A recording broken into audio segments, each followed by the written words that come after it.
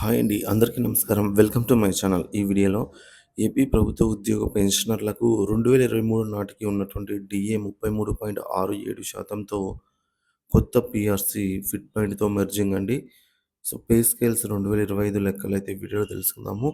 వీడియోనైతే ఎక్కడే గాని స్కిప్ చేయకుండా చివరిదాకా చూడండి. అప్పుడే ఇన్ఫర్మేషన్ పూర్తిగా అర్థమవుతుంది. వీడియో చూస్తున్న ప్రతి ఒక్కరు వీడియోకైతే లైక్ చేయండి ఫ్రెండ్స్. ఈ వీడియోని తోటి ఉద్యోగ పెన్షన్ మిత్రులతో అయితే షేర్ చేయండి. కొత్తగా మన ఛానల్ చూస్తున్నవారు సబ్స్క్రైబ్ చేసుకోకుంటే వెంటనే మన ఛానల్ అయితే సబ్స్క్రైబ్ చేసుకోండి. దీని ద్వారా నేను చేసే లేటెస్ట్ వీడియోస్ అన్నీ మీ వరకు రీచ్ అవుతాయి. ఇక ఆలస్యం చేయకుండా వివరాల్లోకి అయితే వెళ్ళిపోదాము. ఫ్రెండ్స్, ఇక విషయానికి వచ్చినట్లయితే ఆంధ్రప్రదేశ్ రాష్ట్ర ప్రభుత్వ ఉద్యోగుల పెన్షనర్లకు సంబంధించి 2023 నాటికి ఉన్న డిఏ 33.67% ఉంది. ఈ డిఏ కొత్త పీఆర్సీ ఫిట్మెంట్లో భాగంగా విలీనం చేయబడుతుంది.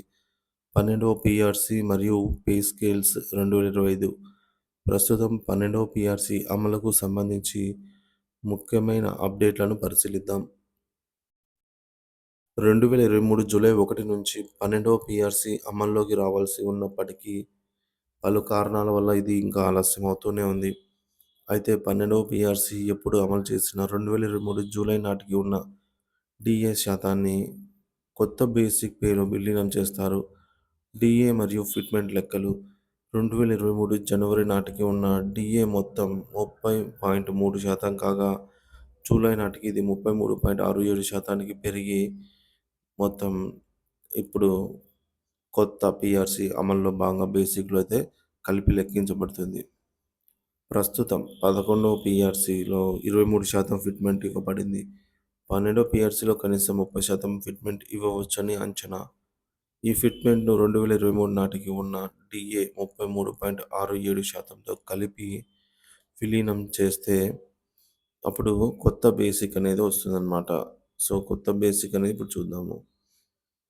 సో, చూసుకున్నట్లయితే మొత్తం మనకు ఒక ఉద్యోగి బేసిక్ సాలరీ రూ. 40,000 అని గనుక అనుకున్నట్లయితే కొత్త బేసిక్ అనేది 40,000 ఇంటూ 30% ఫిట్మెంటు 33.67% అనేది డిఏ మెర్జింగ్ అన్నమాట. సో, మొత్తం కలిపి 63.67% అవుతుంది. సో, ఈ పెరుగుదల ఎంత అవుతుందంటే 40,000లో 63% అంటే రూ. 25,468 అవుతుంది.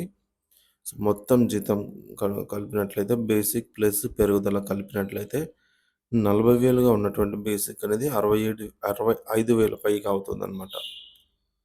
ఈ విధంగా సో, అందుకోసమే కొత్త పీఆర్సీ కోసం ఉద్యోగులు, పెన్షన్లంతా కూడా సర్వత్రా ఎదురు చూస్తూ ఉన్నారనమాట.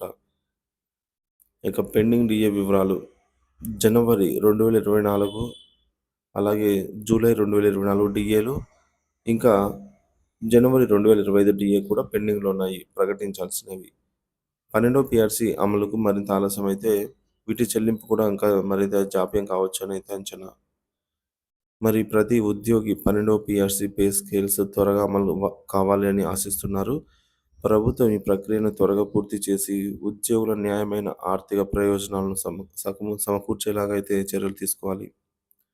సో, ఈ విధంగా ఆంధ్రప్రదేశ్ రాష్ట్ర ప్రభుత్వ ఉద్యోగ పెన్షన్‌కి సంబంధించి డిఏ 33.67% జూలై 2023 నాటికి సో, దీన్ని బేసిక్‌లో అయితే మెర్జ్ చేస్తారు. వాస్తవానికి 12వ పీఆర్సీ జూలై 2023 నుంచే అమలు కావాల్సి ఉంది. కానీ కొన్ని కారణాల వల్ల ఆలస్యం అవుతూ వస్తుంది. సో, 2023 జూలై నాటి డీఏడీఆర్ ఎంత శాతం ఉంటే అంతా కూడా బేసిక్‌లో విలీనం చేస్తారు.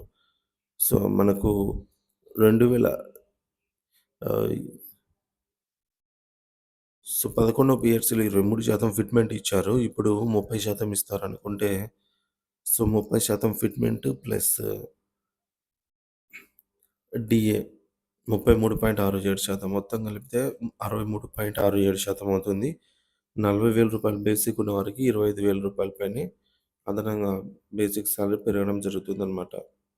సో, ప్రభుత్వం పీఆర్సీని ఆలస్యం చేయడానికి కారణాలు ఆర్థిక పరమైన ఒత్తిడి మరియు ఎన్నికల సమీకరణాలు కావచ్చు. కానీ కొత్త పీఆర్సీ వల్ల ఉద్యోగుల జీవితాలు గణనీయంగా పెరిగే అవకాశం జీతాలండి గణనీయంగా పెరిగే అవకాశం ఉంది. మరి పెన్షనర్లకి కూడా ఈ పీఆర్సీ ద్వారా అయితే సేమ్ లబ్ధి చేకూరుతుంది. ప్రభుత్వం ఉద్యోగ సంఘాలతో చర్చలు జరిపి ఒక పరిష్కారానికి వచ్చే అవకాశం ఉంది.